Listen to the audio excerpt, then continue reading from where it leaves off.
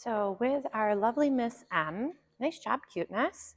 I wanted to try a little bit of some exploration with novel items and different textures.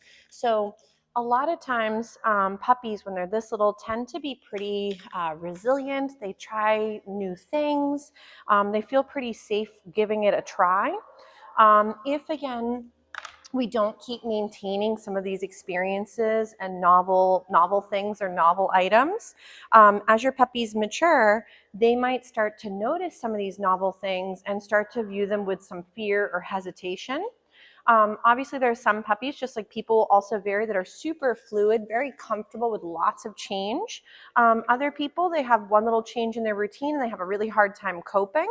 So remember that the more novelty we kind of explore and get her cozy with, and again, novelty at her rate. So that's the goal.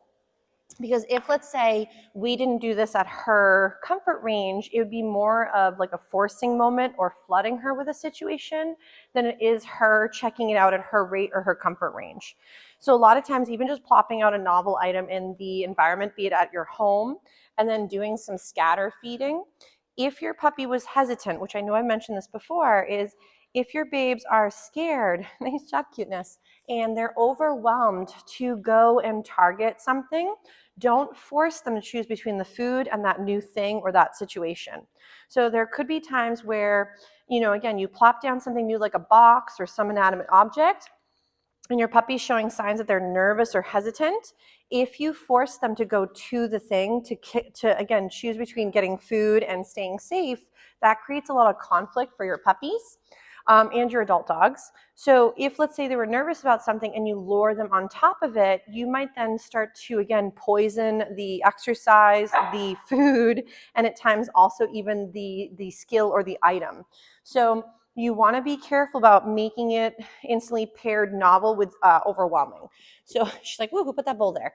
So if, let's say, for example, we're just exposing by doing some scavenging and some find its throughout the environment, this could be, again, at her rate. If she was showing signs she was hesitant, like I mentioned earlier, you're not going to have her go feed from the thing or from the item.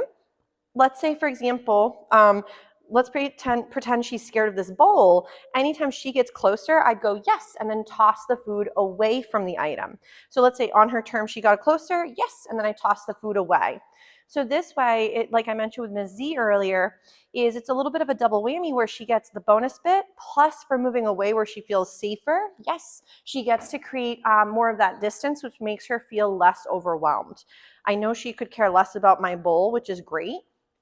But sometimes there might be items that maybe your babe doesn't feel quite as cozy with.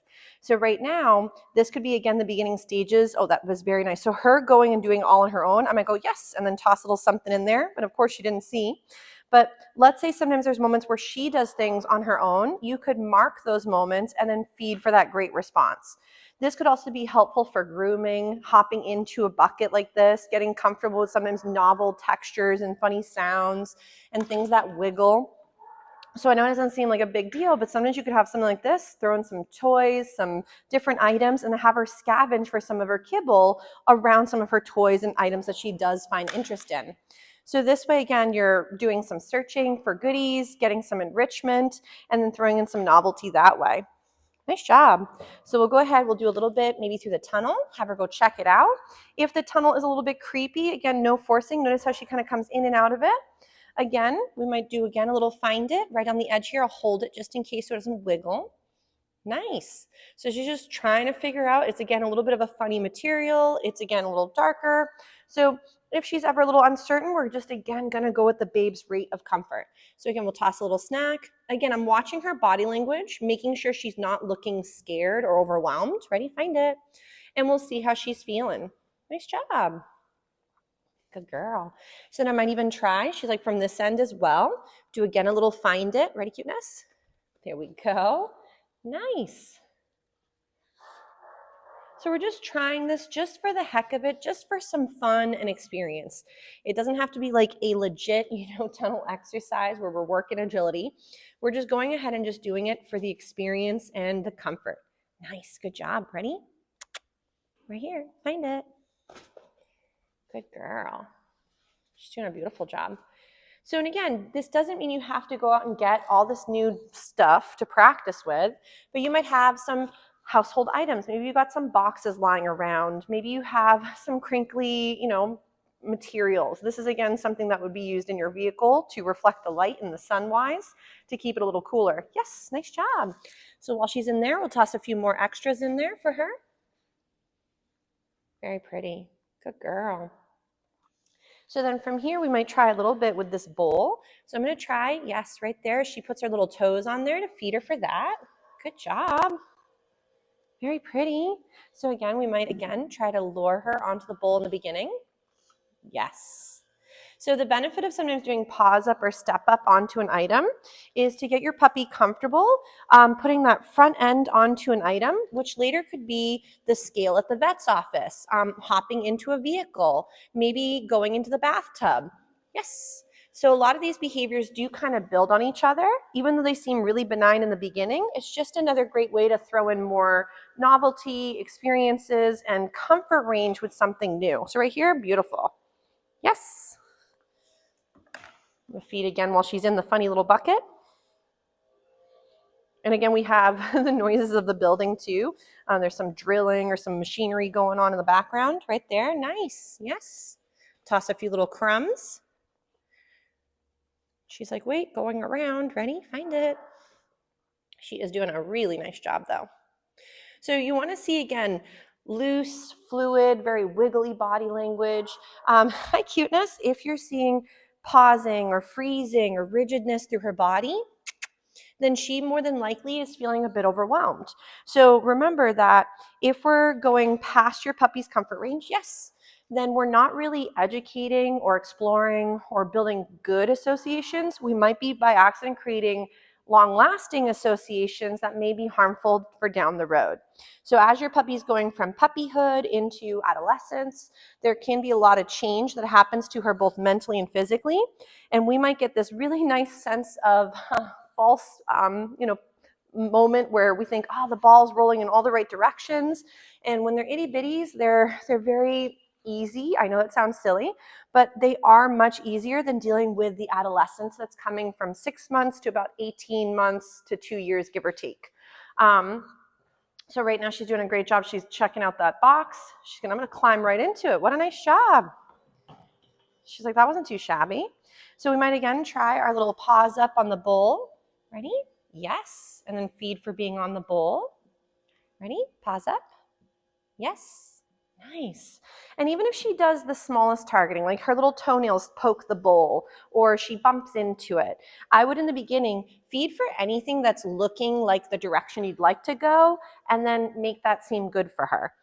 Because if every time we want her to give the full behavior when she doesn't quite know what it might be yet, your puppy might find the practice with us to be so hard that it's not even worth giving it a try. So right now she's doing a real nice job. Ready? We'll try the bucket again. Nice. Too, this can be great for, down the road, if let's say you're trying to expose her to getting comfortable with water, I'd start sooner than later. Same thing with grooming and cooperative care. There are some great resources I sent along to the whole group earlier. Ready? Pause up. Yes. So you may find that as you're thinking about, nail time or getting her comfortable with vet visits or whatever it might be, you want to make sure that sometimes you're practicing the how-to before you need it. So if the only time she actually gets certain procedures done or certain handling done is during the moment, that might be too hard for her or too overwhelming. But it could also start to pair that when we sometimes do go to the vet and new people touch me, then new things equal it could also hurt. So again, not that we all enjoy our vaccines. I know again for my little humans, it can be one of those things where they're not huge fans, but it is one of those things where you can start to build up where I know some clinics will even do like happy visits where you can schedule an appointment, but it's only with a vet tech and you don't pay extra and you just go to make it a nice positive experience and association for your puppy or even dog. And then that way, as they're noticing going to the vet doesn't always equal a prick or a moment where it hurts or feels uncomfortable or restrained, then that can be a moment where you're starting to build up these much healthier associations and not always have it be stressful or uncomfortable. But little Miss Lovely is doing a very nice job with her exploration of all these new items. Good job, Cuteness. She's like, I like doing Find It's in the Tunnel. Good job. What do you think? Good job. Ready? We'll do another little Find It. So we'll give our little Miss Em a little breather. She's probably ready for a little potty break and a nap. That was very good. And then we'll have her work a few more skills, obviously throughout the day, like her classmates do. And then she can, again, I know her last day is on Thursday, same thing with her classmates. If, again, you've been finding the materials helpful and you've been enjoying the process, you don't feel like you have to rock another round. But I know I've had some students where they take the program several rounds, and again, it's all personal choice. You may also want to potentially join an upcoming puppy kindergarten class where you guys can then be around other puppy people and their lovely babes, start to associate sometimes new friends with not always, let's say, wrestling. I know she's been doing a great job in her puppy play group where she does have the lovely social and interaction and playtime, where it's still structured, but it may not be a bad option to keep maintaining some of those other skills you want down the road from that puppy kindergarten program. But she's really doing a splendid job hopping in and out of that box, but we'll give her a little break and we'll continue in a little bit.